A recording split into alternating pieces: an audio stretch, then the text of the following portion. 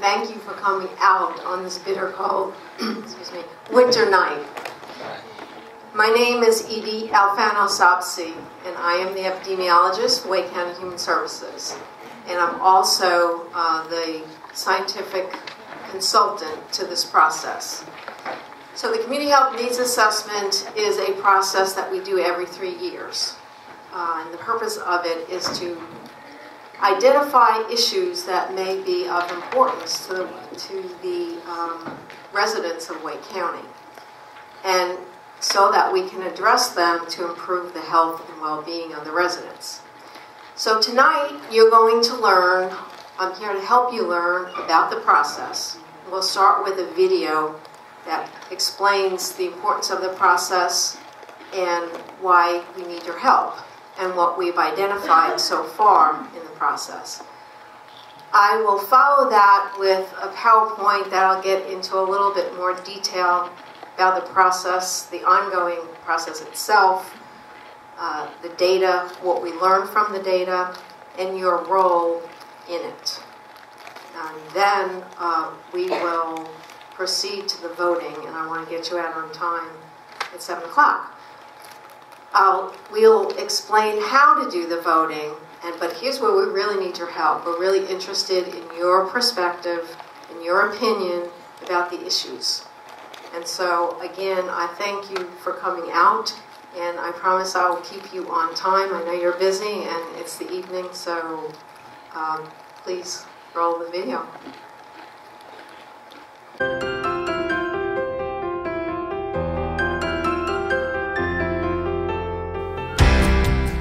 We hear a lot about taking care of our personal health. You know, eating right, exercising, reducing risk factors such as stress. But you may be surprised to learn that transportation, housing, and job opportunities also impact the health of our community. Just like you go to your doctor to keep tabs on your personal health, our county also benefits from regular checkups. But how exactly does that work? Every 3 years, Wake County leaders complete a community health needs assessment to check the pulse of our region's top health and wellness needs.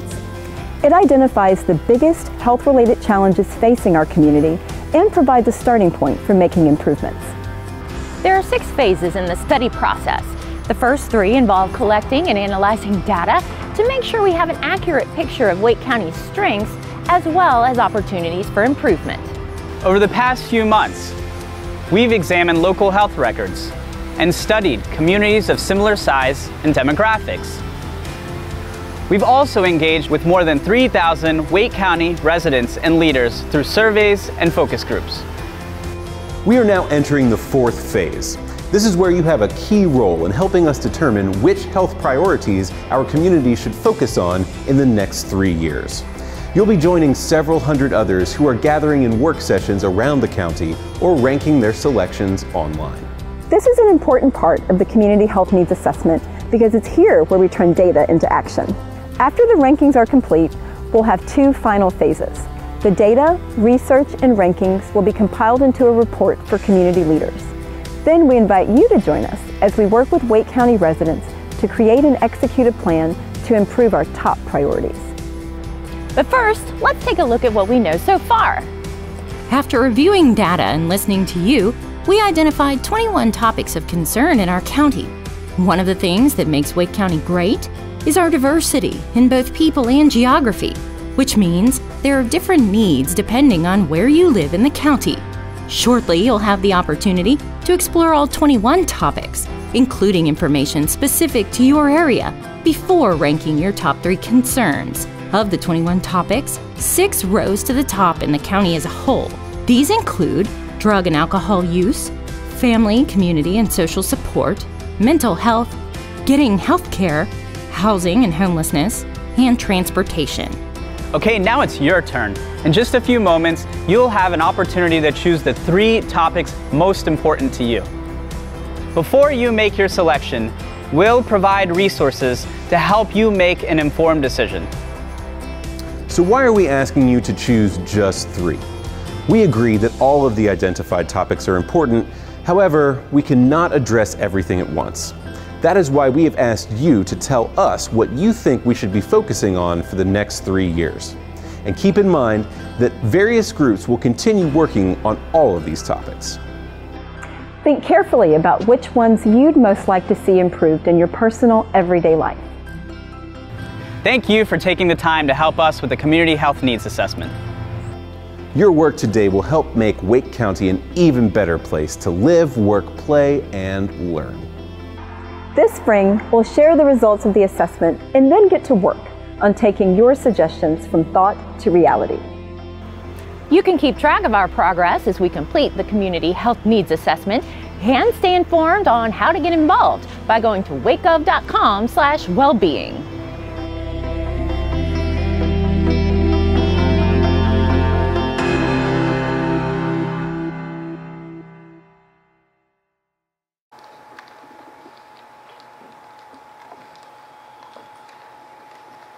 Okay, so while the PowerPoint is coming up, I just want to recap a few key points from that video. There are 21 topics, 6 rows to the top based on 5 different data sources, which I will explain to you in a minute how that happened. And you get to pick 3. And again, the 3 that will rise up based on the voting tonight and all the other information we have doesn't mean that the rest aren't important. And it doesn't mean that someone can't work on the other topics. There's a lot of information that we're presenting to you in a very short time, so please take notes. After this PowerPoint presentation, I will entertain any questions that you might have about the process or about the data itself. Okay. So as they said in the video, there's 6 phases of this process.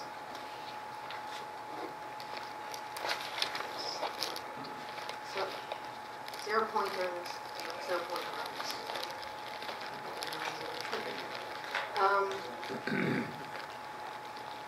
That's okay.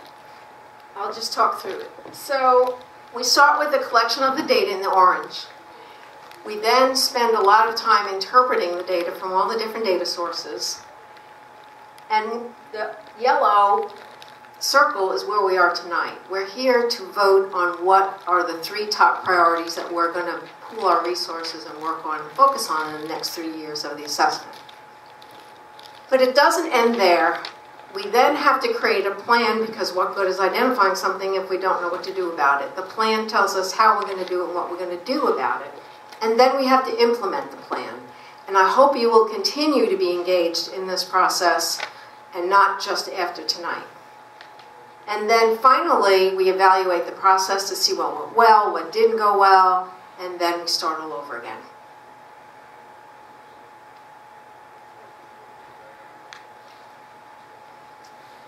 So the first,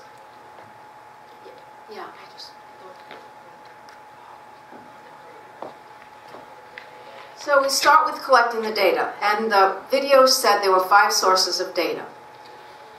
So one source, a very large source, is existing data, statistical data, any kind of data that we already have out there about Wake County. That could be census, it can be health statistics, it can be county health rankings. There's a whole array of data sources that we collect data from. Then we go to focus groups, where we ask the individuals about their feelings about a certain topic. The other sources of data are surveys, and that's where we ask the community. We have a telephone survey, and we have web-based surveys. So there's actually 5, because there are 2 web-based surveys. That's why it looks like only 4, but there's actually 5. Oops. Oh my.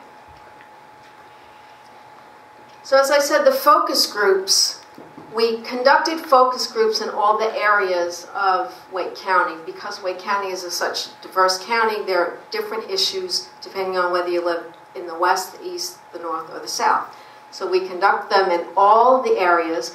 And we also conduct them in special groups that were identified as needing special help. And they were homeless, Spanish-speaking, and youth this time.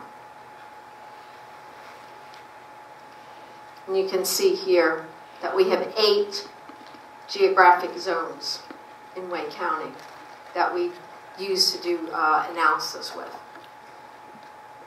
And the key thing about this slide is when we did the phone surveys are taken from the county, from 300, we did 300 of them, and they're randomly selected.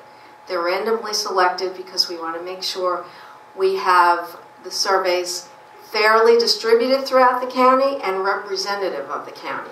So the point of this is, you see in the West Central zone, 11% of the residents of Wake County live in the West Central. 7% live in the East Central. 12% live in the North, etc. If you look at the zones, the surveys taken, you can see that very closely we have the same percentage of surveys as we do the population. So in other words, what I'm saying is, if you live in a zone that's more populated, we took more surveys from that zone.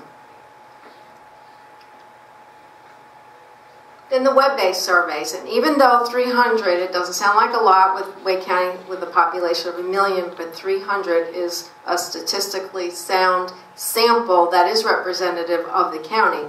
But we also wanted to give people who weren't selected to do the survey a chance to input into the process. So we elected to do web-based surveys. And we did two kinds. We did a survey for the key leaders in the county, and key leaders were representative of multiple organizations in the county, such as police departments, churches, community centers, nonprofits, health clinics, elected officials, business officers, and that's only a sample of them. There are a lot more. And then the community. Anyone in the community who wanted to do a web-based survey could do it, and we did 2,678 surveys. So total, we have information from over 300 surveys from people in Wake County. So that's twice as much as we did the last time.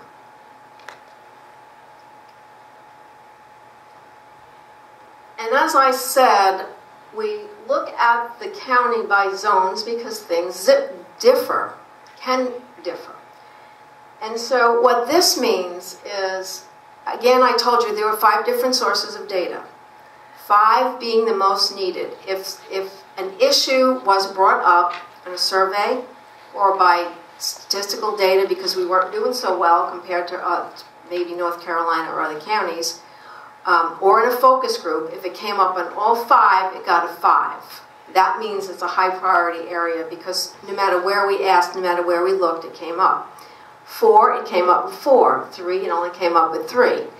So that's how the 6 arose to the top, countywide. But we still want to know what you think about where you live and where you work and where you play, assuming that you're here because you represent the South.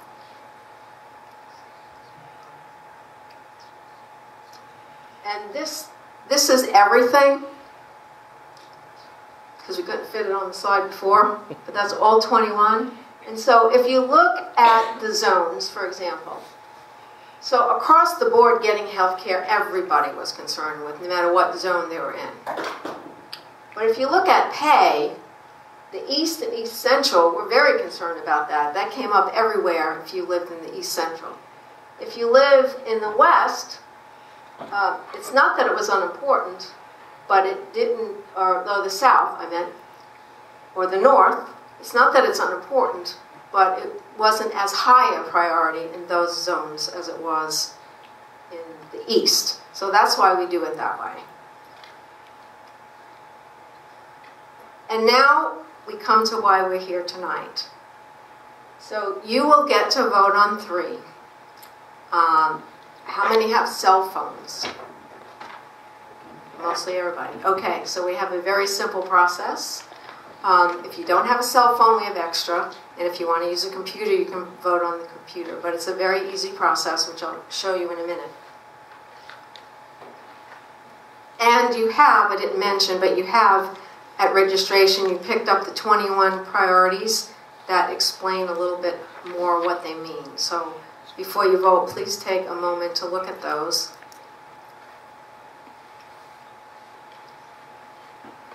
And the action planning, after we do the prioritization, we put all the information together, a report will be available about in April, end of April. After the report is available, we know what the priorities are. About in July or August, the action planning will take place, and you will have an opportunity to participate in that if you'd like. And then an update will be available in September.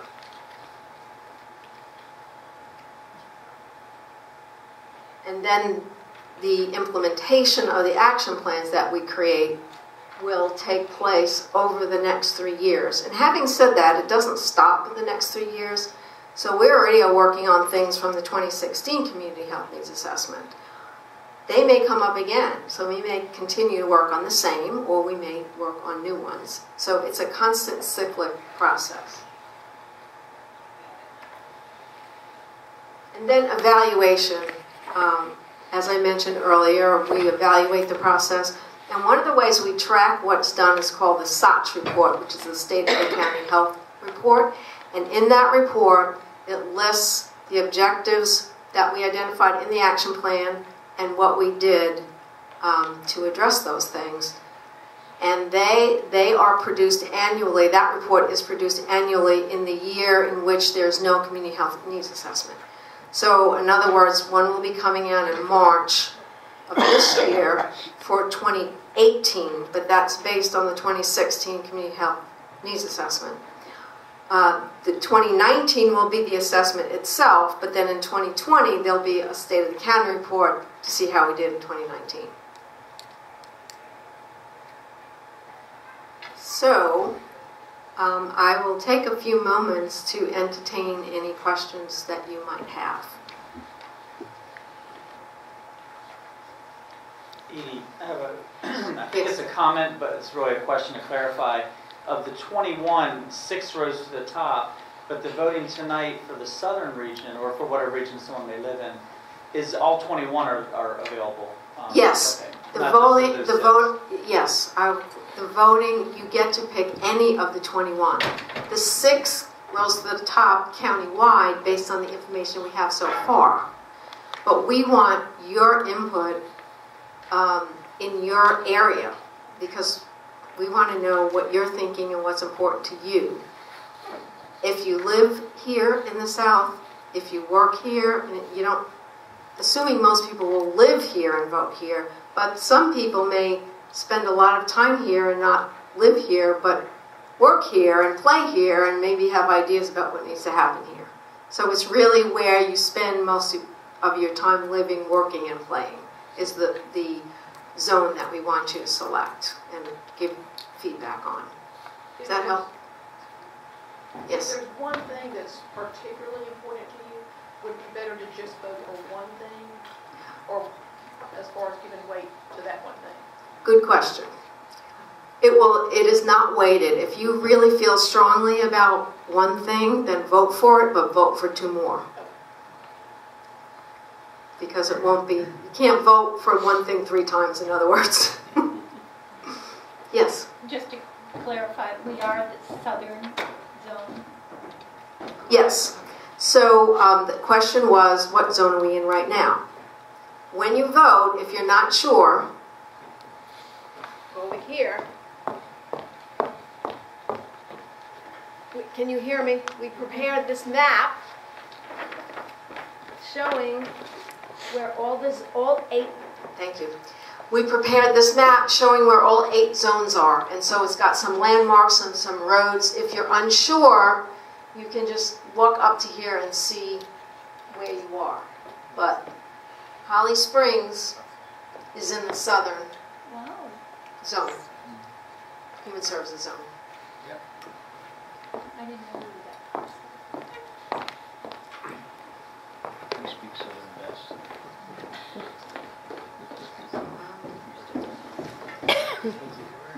Can you share an example or 2 of what the action plans might look like? So if one of these is selected as the top 3, let's say mental health, it's like what types of things is the county doing? What would the action plan look like for the next couple of years? Sure. I can share with you what happened in 2016 because actually that was one of the top priorities, mental health and substance use. So the action plan is dependent on the group addressing the issue and coming up with the objectives. So one of the things we did with that one is we have a coalition. It's called the Drug Overdose Prevention Coalition. We've had that going on. And so with that coalition, we developed some objectives that we wanted to do to address this huge opioid problem that we have. And that was getting some money from the Board of Commissioners to fund a new initiative. And the initiative encompassed several things, but one of the things it did was create what's called a rapid response team. So these are people with lived experiences in substance use disorders who are in recovery, who can help other people who are overdosing. And they work with EMS, emergency medical services, when someone has an overdose, and try to link those individuals to that person who can help them with resources. That's just one example. And here's where you come in, because you can shape what that looks like. You can shape what the action plan looks like by getting involved and coming up with an objective. That's just one example. Health insurance was another one, and they had campaigns to enroll people in health insurance. So those are the kinds of things that you could do, but it's really up to what you want to do with it. I'll just yell. How long is the survey open? So if we go out here and send the link out, can we have other people also vote in the next couple of days? Yeah, there is an online voting, but it's not open yet. Okay. So tonight you can vote through your cell phones, and tonight, and then on the 4th to 15th, you go to the website, and there will be a link there where you can vote online as well, so people can do that. 4th to the 15th of February? Mm-hmm. Okay. But tonight is live, so while you're here, vote. It's a very simple process. It's not complicated. We made it easier this year. Where we tried to. Edie, remind them that there are some other of these going on where partners are doing them. Yeah, so you can go on the website and, I believe, and see where those are happening between after tonight yes. up till the 14th. Thank you, Ann. Yes, certain groups are having their own sessions just like this, where they're going over this information and helping them to vote. So you can go on the website and look for where those are as well. So there's multiple ways you can vote. Thanks, Ann.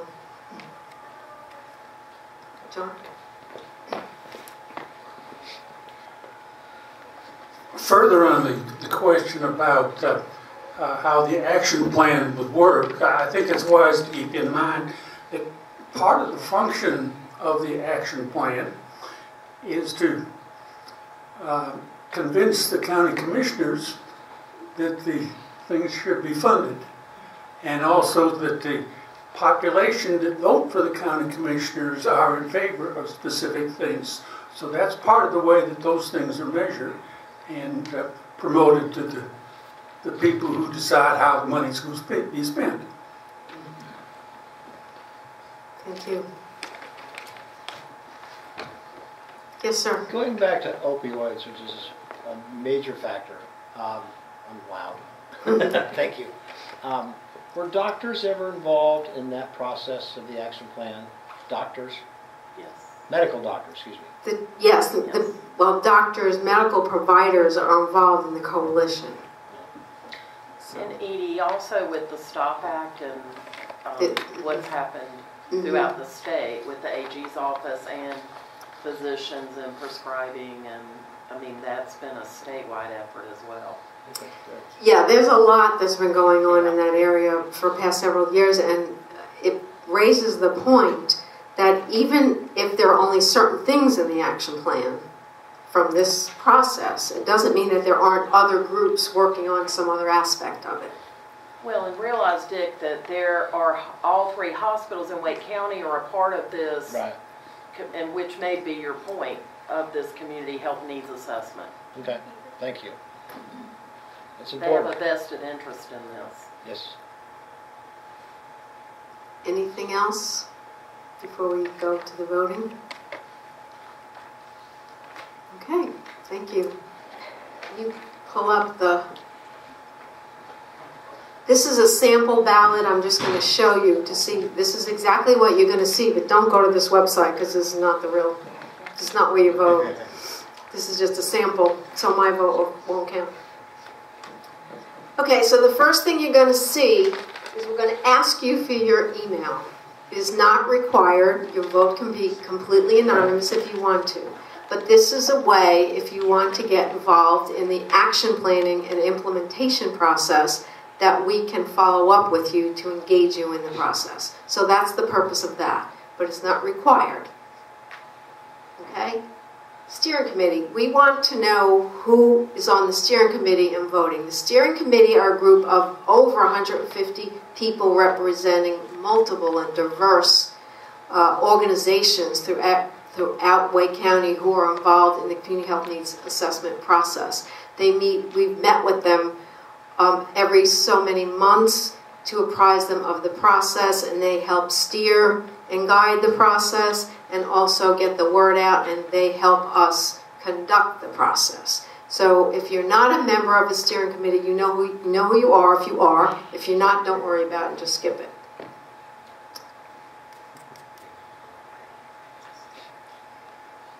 And as we discussed, we look at the data countywide, and we also look at it by zone. So we're asking you what your zone is tonight. So you just pick your zone, and that's a required one. Go to next, and then you pick your 3 items that are most important to you and that resonate with you. And you can't pick more than 3. Unfortunately, it won't let you pick more than 3. But if you pick only one, then one only gets counted. So your best bet is to pick all 3. And that's it. So now I'm going to show you where you need to go and leave this slide up. And this lady, what's your last name? Haggard. She's going to help you if you have any problem with the voting process. Just raise your hand, and she or one of us will help you. If you don't have a phone and you need to borrow a phone, we have that. You can see her. If you want to vote via my computer, you can do that too. I'm going to leave this up here so you can see the priorities and how they panned out in the regions. And this is the RAL that you go to vote. This is the live link. It's tinyurl.com/2019 Wake China, as we call the Community Health Needs Assessment. So I'm going to leave that up, and you're ready to vote. And I thank you very much for coming out again. And when you're done, you can leave. And I hope you will continue with us. Thank you. Thank you. Edie, Pat and I can also help if you have trouble reading or need to borrow a phone. And you need to log back in. Yeah, I'm not sure if anyone uses it. How do you know, is it recording by phone? Could I vote 7 times? Or how do you know who's voting? Well, that's a good question too. It's an honor system. So it's not, we didn't cut it off by your IP address or anything like that. So, and that's so for that, if people can't vote by phone, they can't see, there are people who really can't see a ballot. They may be visually impaired, so we're trying to allow voting that everyone can do. And so it's really the honor system, and hope that people will only vote once. Okay. I was just wondering. Thank you for asking. Okay.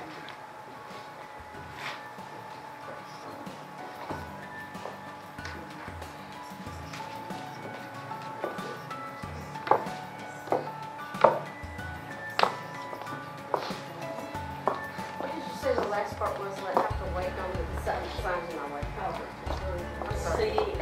CHNA, Community Health Needs Assessment. Hold up.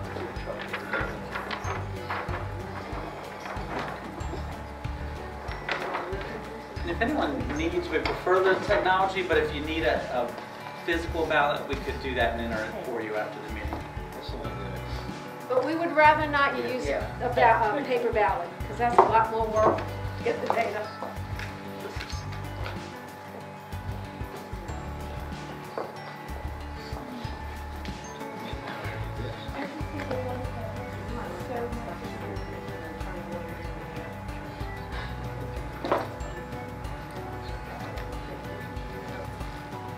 I think. How's it look so far?